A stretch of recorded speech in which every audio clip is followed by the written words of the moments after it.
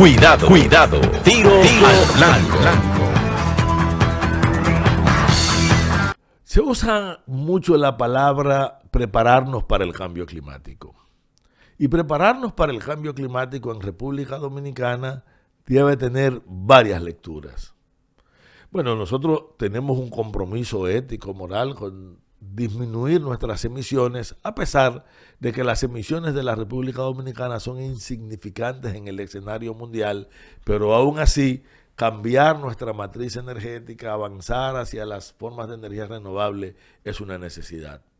Ya vimos cómo la sanidad y la calidad de los ecosistemas es fundamental para poder prevenir los impactos de los huracanes, los impactos de los fenómenos climáticos. Porque el peor de los fenómenos climáticos que nos golpea no son los huracanes, no son las grandes aguadas que producen un mal concentrado en un espacio y tiempo determinado, sino son las sequías. Esas sequías prolongadas que terminan golpeando la economía, la calidad de vida, siendo un factor para la morbilidad y para el incremento de la mortalidad de la población dominicana. No. Ahora, un elemento fundamental es cómo manejamos y cuidamos nuestros suelos. ¿Qué hay que hacer para frenar el deterioro continuo de nuestro suelo, donde las prácticas agrícolas que hemos venido desarrollando, en vez de mejorar y crear indicadores de avance desde la perspectiva ecológica de nuestra agricultura, estamos en un proceso de deterioro continuo? Y en la actualidad hay una palabra que se ha puesto de moda, pero es mucho más que una moda. Es una visión de relación ambiental con nuestro suelo. Hablamos de la agricultura regenerativa. Cuando se habla de agricultura regenerativa, se habla de un modelo de producción que respeta las dinámicas de la biodiversidad del suelo, que disminuye enormemente la inversión tanto en tecnología como en insumos, lo cual abarata significativamente los procesos de producción y que tiene como indicadores no solamente la recuperación económica de la inversión y el sostenimiento de la familia campesina y de los productores agrícolas, sino de qué manera la agricultura termina siendo un factor para mejorar las condiciones ambientales generales, incluyendo la captura de CO2, la biodiversidad asociada a los ecosistemas próximos no agrícolas y el vínculo entre el suelo, nuestros cultivos, el suelo y la biodiversidad asociada de manera inmediata y distal, y sobre todo el manejo de la agricultura y la conservación del agua, que es un elemento central. Por eso, yo quiero invitar a que veamos este video sobre agricultura regenerativa y que a partir de este video podamos respondernos varias preguntas. ¿Es posible asumir la agricultura regenerativa en República Dominicana? ¿Qué pasos tenemos que dar para ir incorporando la agricultura regenerativa? ¿Qué podemos hacer para que los organismos del Estado asuman criterios, si no en su totalidad, vayan incorporando componentes de la agricultura regenerativa y lo hagan como parte de la formación? Pero un elemento importante y fundamental, ¿qué hacer para que las academias, las universidades, los institutos técnicos, las escuelas agrícolas y las organizaciones de productores empiecen a descubrir las enormes ventajas de la agricultura regenerativa y a incorporarla para que la recuperación del suelo sea objetivo, para que las prácticas de conservación en el manejo se conviertan en cultura y para que podamos medir el impacto de la agricultura en función de factores que responden a los grandes desafíos del momento? Prepararnos para enfrentar el cambio climático, porque nada como la agricultura regenerativa frente a los grandes fenómenos que pueden convertirse en catástrofe. Las grandes sequías, las grandes inundaciones, los eventos que hasta ahora llamamos catastróficos y que si manejamos adecuadamente pudieran ser una bendición para nuestros ecosistemas, pero sobre todo para nuestros productores y para la población dominicana en sentido general. Veamos.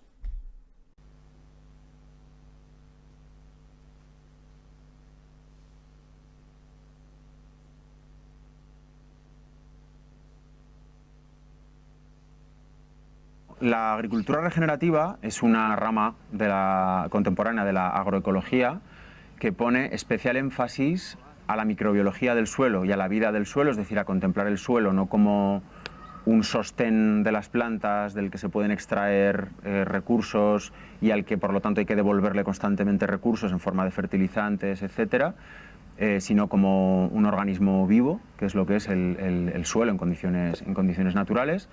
Eso en primer lugar, y por otra parte, a ver el suelo como un potencial sumidero de carbono con todos los beneficios que ello tiene para la fertilidad de las plantas. La agricultura regenerativa está siendo cada vez más fuerte en el mundo porque digamos que aborda varias de las crisis contemporáneas que tenemos por delante.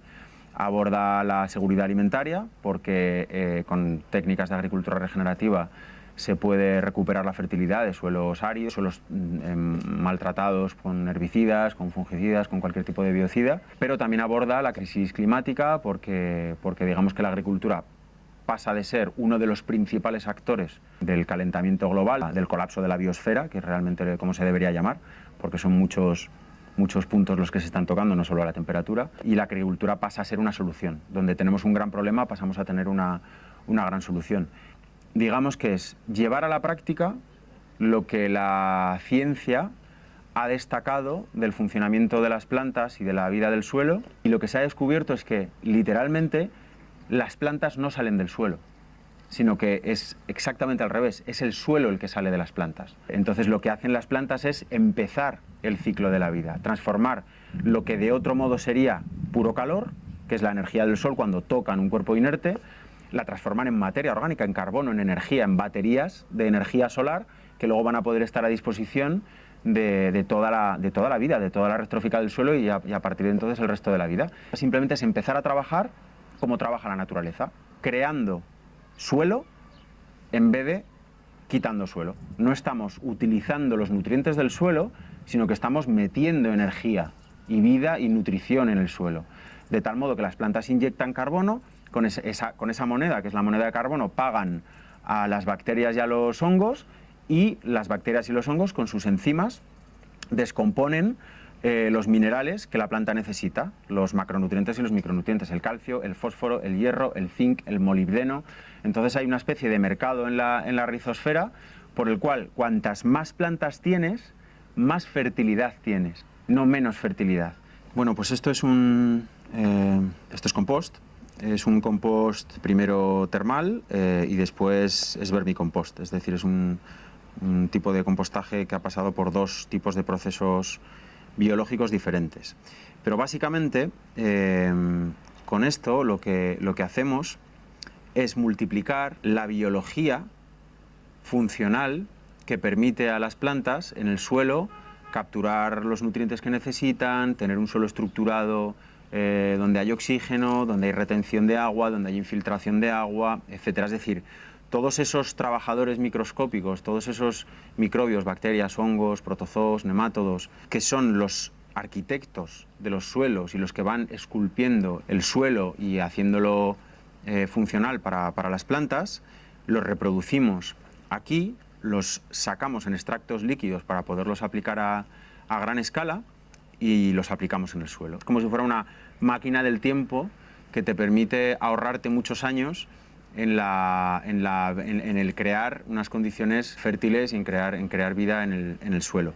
Es un compost muy fúngico, es decir, muy alto en hongos, tiene que tener más hongos que bacterias y tiene que tener protozoos, tiene que tener predadores de bacterias y organismos de la red trófica que vayan consumiendo a organismos del escalón inferior en la red trófica y ciclando todos esos nutrientes. Lo que haces es recuperar toda esa funcionalidad ecológica que esté en todos los espacios del ecosistema del suelo ocupados, y por lo tanto que todos los trabajos que tienen que ser hechos para que un suelo sea funcional se estén haciendo. Lo primero y fundamental que tiene que tener un suelo funcional es nada, es aire. Pensemos en la diferencia entre un montón de folios de papel o un cartón. ¿Cuál absorbe más agua? El cartón, obviamente. ¿Por qué? Porque tiene vacío, porque tiene aire, porque tiene espacios dentro. ¿Cómo se llena de aire? Pues se llena de aire porque las bacterias y los hongos van formando primero microagregados, las bacterias, y después macroagregados, los hongos. Y básicamente esto es que con sus pegamentos van juntando las partículas de arcilla, de limo y de arena, van haciendo agregaciones, y en esas agregaciones van dejando espacio para que haya vacío. Eso permite que en el suelo haya agua cuando tenga que haberla, y permite que haya oxígeno. Y cuando tenemos todo esto, entonces lo que tenemos es vida en el suelo, la posibilidad de empezar a tener la red trófica del suelo, bacterias y hongos, que son los descomponedores, el siguiente nivel trófico, que son los depredadores de las bacterias y los hongos, que son los protozoos, los nemátodos, y luego ya niveles tróficos superiores, microartrópodos, lombrices, etc. Y cuando tenemos esta red trófica del suelo funcional, ahora lo que pasamos a tener es ciclo de nutrientes. Todos los nutrientes pasan a ser herramientas de la biología y por lo tanto pasan a moverse en función de cómo la biología lo determina y de cómo la biología lo demanda. Es decir, un tomate, un árbol, necesitan fósforo porque necesitan desarrollar las raíces, o necesitan potasio porque están llenando de lípidos una nuez, y entonces en ese momento demandan potasio. No cuando nosotros decidimos que necesitan potasio y se lo embutimos en forma de una sal química que desestructura el suelo, que lo compacta, que lo colapsa, que mata la vida del suelo, sino cuando la planta lo necesita. Entonces, en ese momento, aunque el potasio no esté disponible y no nos aparezca en un análisis químico de suelo, la biología del suelo va a desbloquear ese potasio en la medida en la que la planta lo demanda, en la cantidad en la que la planta lo demanda y en el momento en el que la planta lo demanda. La película que separa a la parte aérea de las plantas, que es nada más, entre comillas, que el panel solar, y que va ganándole terreno a la roca madre y a la parte puramente mineral de la tierra. Esa piel que puede ser de unos centímetros, que puede ser de unos metros, pues resulta que es el lugar del mundo con mayor biodiversidad, donde se concentran la mayor cantidad de especies de seres vivos del planeta, y es la responsable de los ciclos de la biosfera. Se calcula que en un metro cúbico de suelo vivo normal, estándar, hay tantas hifas de hongos como para dar 2 veces la vuelta a la Tierra, ¿no? Y todo esto es lo que no vemos. Entonces la cuestión es cómo reproducimos esos organismos microscópicos sin verlos, sabiendo cómo hacemos ese compost, cómo jugamos con las temperaturas, cómo jugamos con la relación entre carbono y nitrógeno de los ingredientes que ponemos, tipo de material fresco, material leñoso que ponemos. A los hongos les gusta mucho la madera, les gusta mucho la hojarasca. Siempre, para producir el mejor inóculo de microbiología, es fundamental trabajar con ingredientes, es decir, con madera, hojarasca, adventicias, con materia local, porque solo así vamos a estar incorporando microorganismos locales y información de crecimiento, es decir, las adaptaciones y las expresiones epigenéticas que esos microorganismos tienen para ser eficientes descomponiendo el tipo de lignina que hay en este suelo, el tipo de celulosa que hay en este suelo, con el tipo de acidez que hay en este suelo, con el tipo de arcillas y arenas y limos que hay en este suelo. Entonces es mucha la diferencia que vemos cuando estamos aplicando microbiología local a cuando estamos aplicando preparados comprados en un sobre, inertes, de otro ecosistema. O sea, eso sí que es verdad que hay una diferencia muy grande en los resultados. Un elemento muy activo en la crisis climática en la que estamos es precisamente que hemos arrancado esta piel viva de la tierra, literalmente la hemos ido arrancando a tiras, hemos deforestado, hemos hecho incendios para poder pastorear, para poder cultivar plantas que luego damos de comer a animales en macrogranjas, para poder urbanizar, para poder hacer las cosas que nosotros humanos hacemos, haciendo como que vivimos en un planeta infinito, y resulta que el suelo, esta piel finita, que es realmente ridícula en términos de volumen, si lo pensamos en términos de tamaño, es la responsable del balance de oxígeno y de carbono por debajo de la troposfera, es la responsable de que podamos respirar, es la responsable de que llueva, es la responsable de que el vapor de agua del océano entre en la tierra, es lo que se llama la bomba biótica. Somos conscientes de que la agricultura, lo que llamamos la agricultura convencional, la agricultura industrial, la agricultura química, que básicamente es una agricultura basada en maquinaria pesada, insumos químicos de síntesis, en fertilizantes de síntesis y en biocidas. Es decir, es una agricultura basada en aniquilar todos los procesos biológicos del suelo para controlar nosotros la producción, hasta que digamos que llega a unos límites donde ya ha extraído de más, y entonces hay un colapso social y hasta que luego resurge otra vez. En concreto, la tecnología que permitió a los romanos crecer durante un tiempo y luego caer fue la esclavitud. De repente, con la esclavitud tenías una capacidad de laboreo masiva que no tenías antes, y por lo tanto una capacidad de destruir la fertilidad del suelo masiva. Lo que hagamos ahora, los próximos 5 años, con los suelos de España, por ejemplo, va a tener un impacto para prácticamente todo durante nuestra propia vida, no para nuestros nietos, sino para nosotros mismos. Sí que tenemos, por suerte, ejemplos de otro tipo de agricultura que sí que iba a favor de los ciclos biológicos y no a la contra de los ciclos biológicos. Y es, por ejemplo, la agricultura de lo que hoy se llama los pueblos originarios de América. Esa agricultura, hoy sabemos que era una agricultura que, en vez de desertificar para poder generar recursos y alimento para las personas y madera, etcétera, era una agricultura que multiplicaba la biomasa y que multiplicaba la biodiversidad. Lo que hacían era multiplicar los recursos. Alimentaban a las algas en las desembocaduras de los ríos del mar, en lo que hoy es Canadá, para así aumentar la fotosíntesis, aumentar la base de la pirámide trófica, y entonces eso hacía que hubiera más peces, eso hacía que hubiera más pájaros, eso hacía que hubiera más caza, eso hacía que hubiera más fertilidad, río arriba, tierra adentro. Grandes partes del Amazonas, hay un montón de papers al respecto, no son selva virgen, son un bosque comestible, son un huerto manufacturado por el ser humano. Clareaban y plantaban frutales, jugaban con los estratos, diseñaban un espacio abundante donde la naturaleza llegase a su momento clímax, que es lo que es un bosque, pero un bosque clímax comestible, un bosque que pudiera alimentarnos, que pudiera darnos madera, que pudiera darnos refugio, que pudiera darnos agua limpia, que pudiera darnos todas las cosas que necesita una civilización para ser próspera. Hacían agricultura regenerativa en su mayor expresión, porque lo que cultivaban por encima de todo era suelo, que yo creo que es un poco el corazón de la agricultura regenerativa. Es decir, con la agricultura convencional queremos trigo, queremos soja, queremos brócoli, y el efecto secundario es que destruimos la fertilidad y las condiciones de posibilidad de seguir teniendo brócoli, soja, trigo, etc. Con la agricultura regenerativa, en lo que ponemos toda la energía, todo el diseño y todos los insumos que haya que poner, que son biológicos y no químicos, etc., lo que cultivamos es suelo.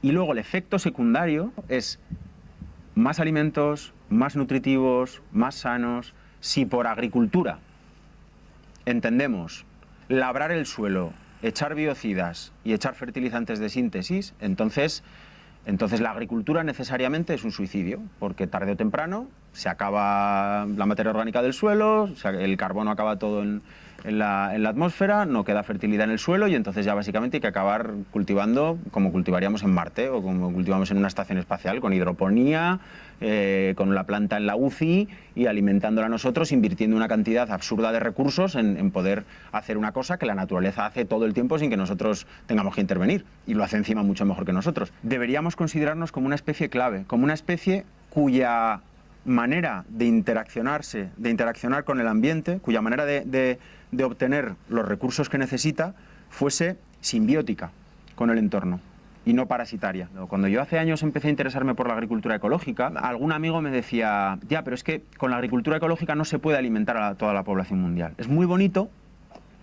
pero no es práctico, porque la agricultura ecológica es muy cara, es muy ineficiente, se cultiva menos cantidad, entonces es prohibitiva. Y es verdad que esto coincide un poco con la experiencia que uno puede tener como consumidor, porque en los últimos años la agricultura ecológica pues muchas veces es una cosa que solo un determinado grupo de personas se puede permitir, porque son productos más caros y que en términos de hectárea produce menos, con lo cual si tú escalas eso a la población mundial actual y a la que va a haber en unos años, es cierto. Es decir, no podemos hacer una propuesta muy buena para nuestro entorno, pero que implique directamente no poder alimentar a una fracción enorme de la población. Pero es que resulta que es un mito.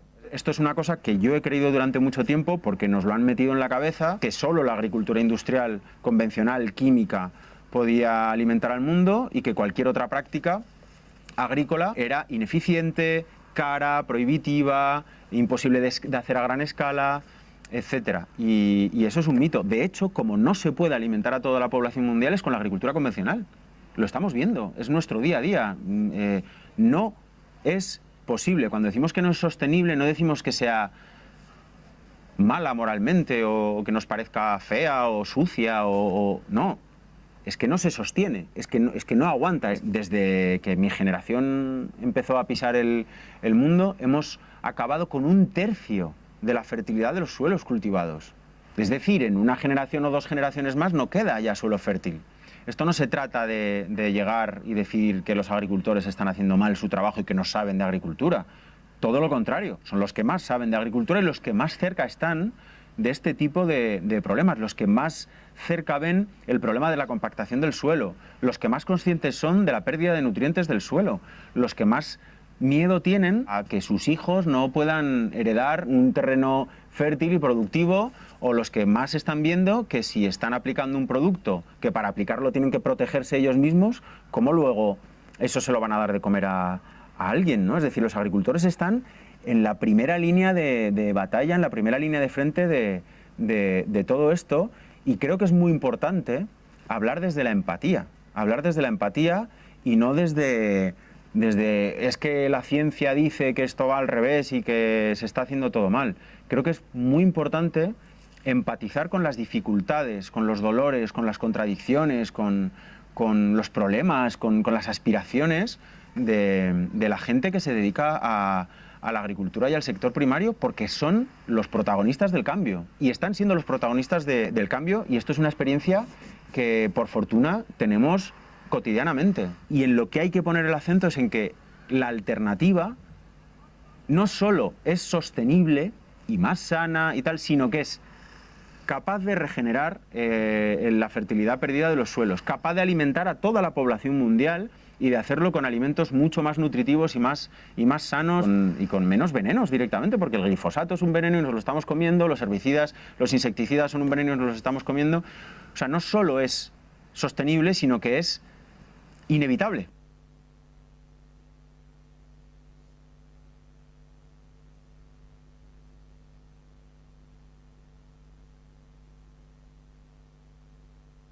Buenas tardes. Por el multimedio, Tiro al Blanco. Bajo la coordinación y participación de Narciso Isa Conde. La verdad sin dobleces. Para hacer realidad los ideales del Coronel Camaño y el inmenso Che Guevara. Cuidado.